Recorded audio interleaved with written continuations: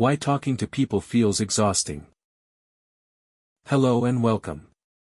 Have you ever walked away from a conversation feeling strangely exhausted, even though nothing particularly stressful seemed to happen?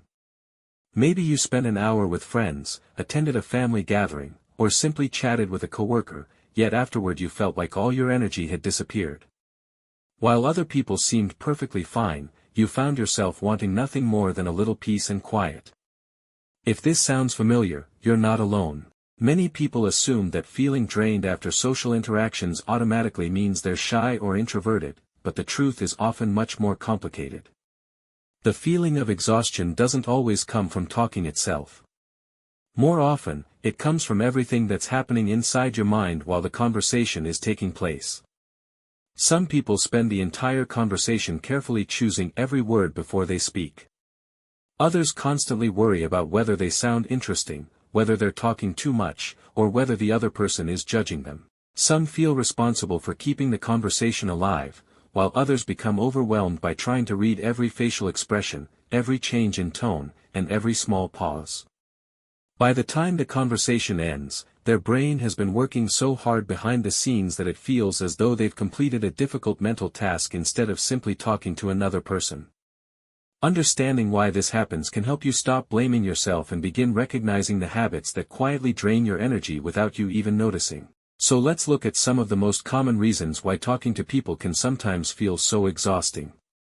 One of the biggest reasons is that many people don't simply participate in conversations, they analyze them while they're happening. Instead of naturally listening and responding, they constantly monitor themselves, wondering whether they're making enough eye contact, whether their voice sounds confident, whether they should say more, or whether they should stop talking before they become annoying. Every sentence becomes something to evaluate instead of something to express naturally. Rather than enjoying the interaction, they become both the speaker and the critic at the same time, which requires far more mental energy than most people realize. Another reason is the pressure to make a good impression.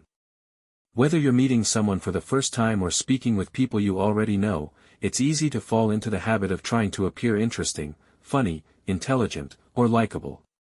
While there's nothing wrong with wanting others to think well of you, constantly trying to manage the image you present can become incredibly tiring. Instead of simply being yourself, every response feels carefully calculated, and over time that constant self-monitoring becomes emotionally exhausting. Many people also underestimate how much energy is spent trying to interpret other people's reactions. A brief silence might suddenly feel uncomfortable. A neutral expression can seem like disappointment. Someone checking their phone for a moment may trigger the thought that you've become boring. In reality, most of these moments have perfectly ordinary explanations, but an anxious or overactive mind often fills in the missing information with negative assumptions. The conversation itself may be completely normal, yet your brain quietly transforms it into something much more stressful than it really is. Another common source of exhaustion is feeling responsible for the entire conversation. Some people believe that every silence needs to be filled, every awkward moment must be fixed, and every interaction depends on them keeping the energy alive. They constantly search for new topics, worry about whether the other person is enjoying themselves, and blame themselves whenever the conversation slows down. The truth is that conversations are shared experiences. You are not responsible for carrying the entire interaction on your own, yet many people unknowingly place that responsibility entirely on themselves. Emotional awareness can also become mentally demanding. If you're someone who naturally notices changes in other people's moods, expressions, or tone of voice, you may spend much of a conversation trying to understand what everyone else is feeling. While empathy is a valuable quality, constantly absorbing other people's emotions without realizing it can leave you feeling surprisingly drained. Sometimes you finish talking to someone and feel emotionally tired without understanding that you've been carrying both your own thoughts and theirs at the same time. Another reason conversations become exhausting is that many people rarely allow themselves to relax. Instead of trusting that they can handle the interaction naturally, they stay mentally alert from beginning to end as though every conversation were some kind of performance. Their shoulders remain tense, their thoughts move quickly, and their attention never fully settles into the present moment. Even casual conversations begin to feel like situations that require constant effort, and when every interaction is treated like a challenge, it's no surprise that socializing becomes tiring. Overthinking often continues long after the conversation has ended. Instead of moving on with the rest of the day, the mind replays everything that happened, searching for mistakes that probably weren't even noticed by anyone else. You may wonder whether you spoke too much, whether a joke sounded awkward, or whether you should have answered a question differently. While the other person has most likely forgotten the details within minutes, your mind continues reviewing them for hours. In many cases, the exhaustion you feel doesn't come only from the conversation itself but from the endless analysis that follows afterward. It's also worth remembering that not everyone gains energy from the same kinds of interactions. Some people feel refreshed after spending time in large groups, while others recharge best through quiet moments, meaningful one-on-one conversations, or simply spending time alone.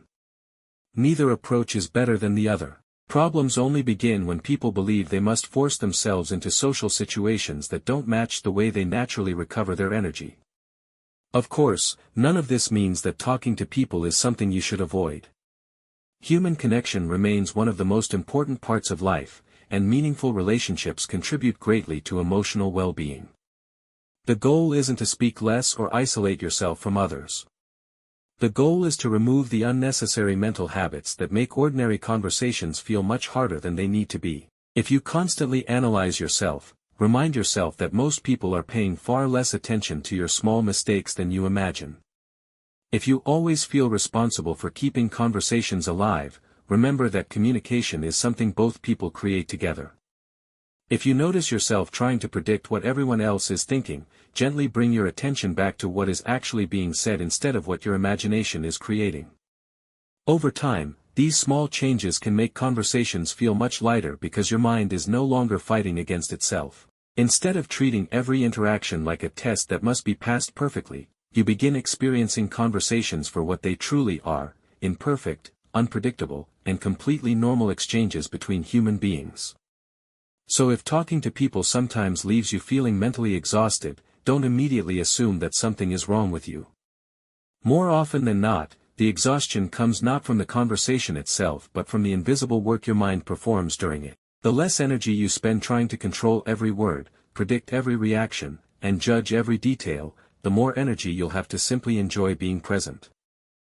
Because the best conversations rarely happen when we're trying to say the perfect thing. They happen when we stop trying to be perfect and allow ourselves to simply be genuine. And in the end, people usually remember how you made them feel far more than the exact words you chose to say.